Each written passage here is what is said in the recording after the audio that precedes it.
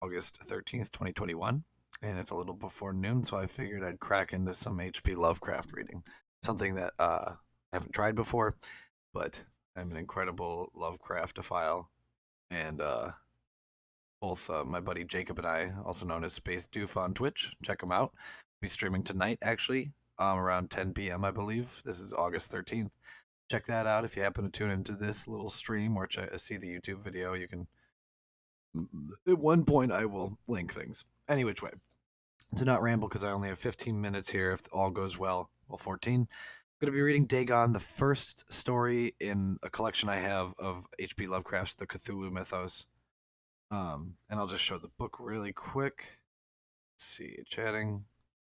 Oh, my camera's off. So I will just go back to scene.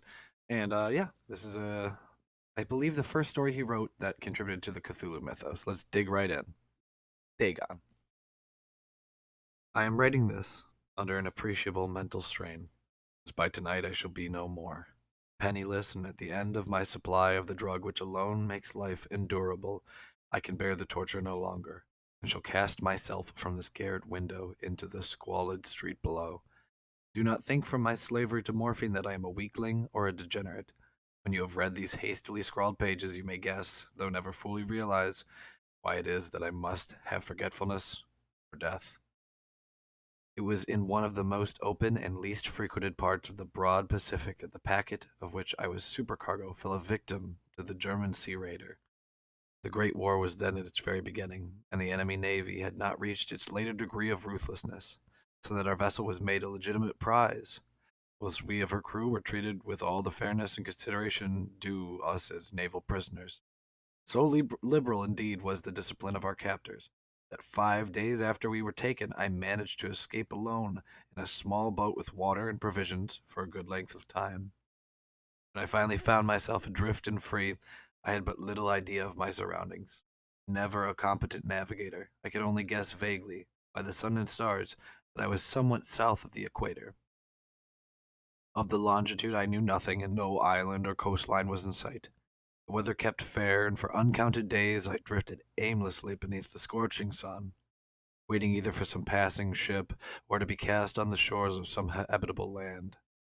Neither ship nor land appeared, and I began to despair in my solitude on the heaving vastness of unbroken blue. The change happened whilst I slept. Its details I shall never know, for my slumber, though troubled and dream infested, was continuous.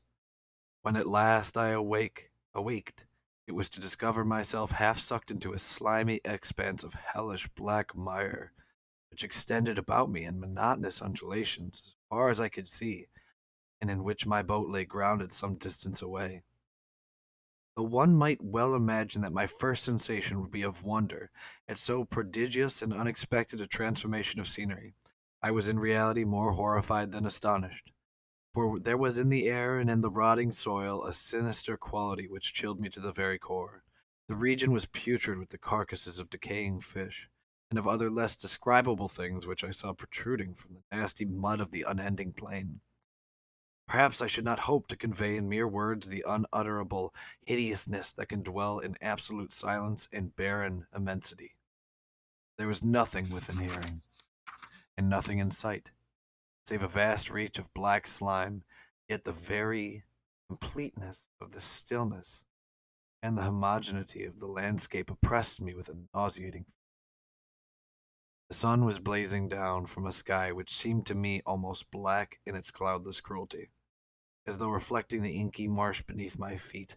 As I crawled into the stranded boat, I realized that only one theory could explain my position, though some unprecedented volcanic upheaval, through some unprecedented volcanic upheaval, a portion of the ocean floor must have been thrown to the surface, exposing regions which for innumerable millions of years had laid hidden under unfathomable watery depths.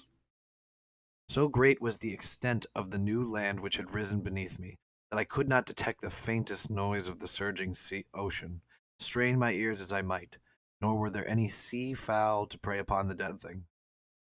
For several hours I sat thinking or brooding in the boat, which lay upon its side and afforded a slight shade as the sun moved across the heavens. As the day progressed, the ground lost some of its stickiness and seemed likely to dry sufficiently for traveling purposes in a short time.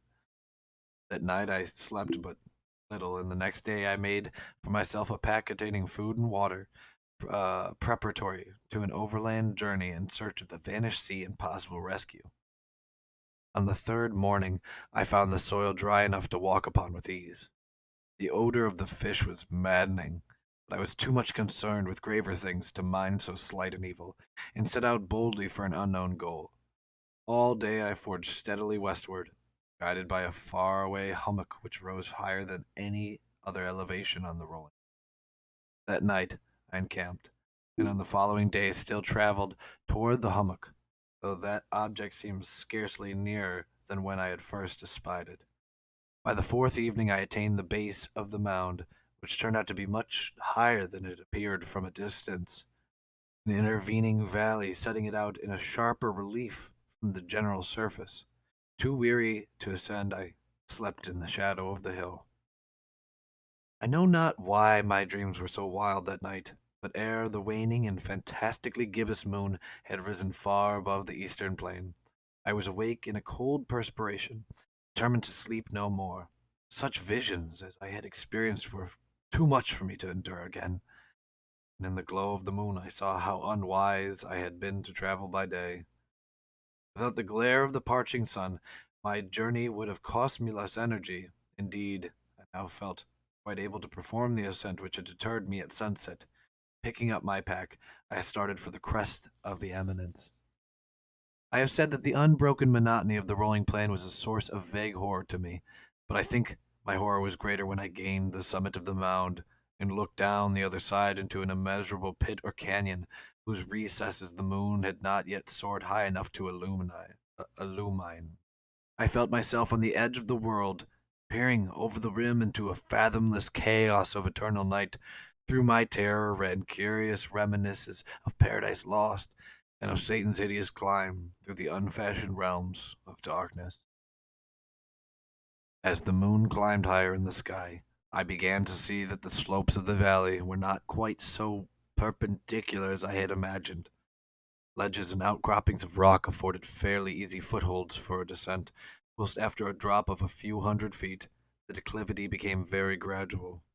Urged on by an impulse which I cannot definitely analyze, I scrambled with difficulty down the rocks and stood on the gentler slope beneath, gazing into the Stygian deeps no light had yet penetrated. All at once my attention was captured by a vast and singular object on the opposite slope, which rose steeply about 100 yards ahead of me, an object that gleamed whitely in the newly bestowed rays of the ascending moon.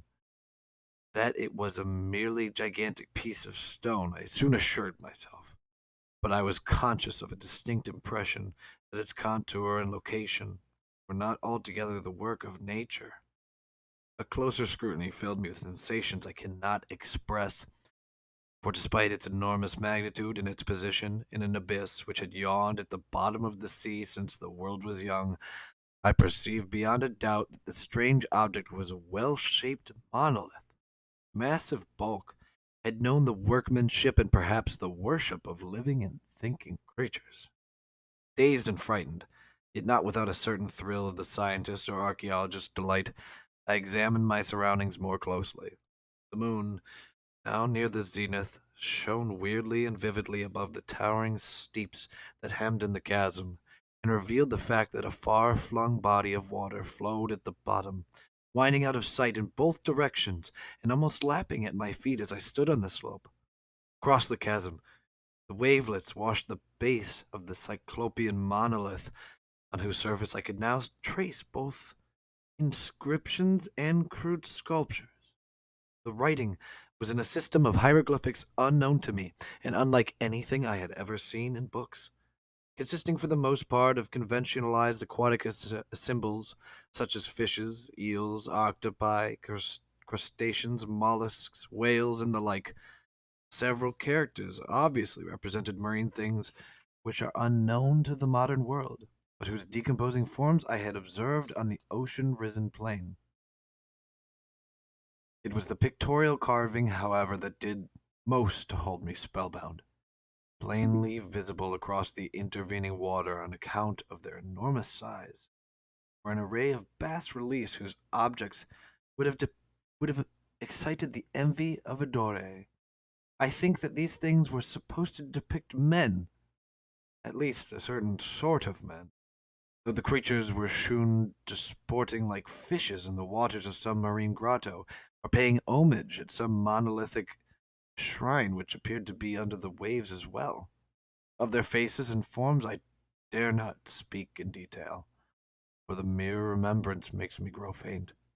Grotesque beyond the imagination of a Poe or a Bulwer, they were damnably human in general outline, despite webbed hands and feet, shockingly wide and flappy lips, glassy, bulging eyes, and other features less pleasant to recall. Curiously enough, they seem to have been chiseled badly out of proportion with their scenic background, for one of the creatures was shewn in the act of killing a whale, represented as but little larger than himself. I remarked, as I say, their grotesqueness and strange size, but in a moment decided that they were merely the imaginary gods of some primitive fishing or seafaring tribe. Some tribe whose last descendant had perished eras before the first ancestor of the Pilton or the Neanderthal men was born. Awestruck at this unexpected glimpse into a past beyond the conception of the most daring anthropologist, I stood musing, whilst the moon cast queer reflections on the silent channel before me. Then suddenly I saw it. With only a slight churning to mark its rise to the surface, the thing slid into view above the dark waters.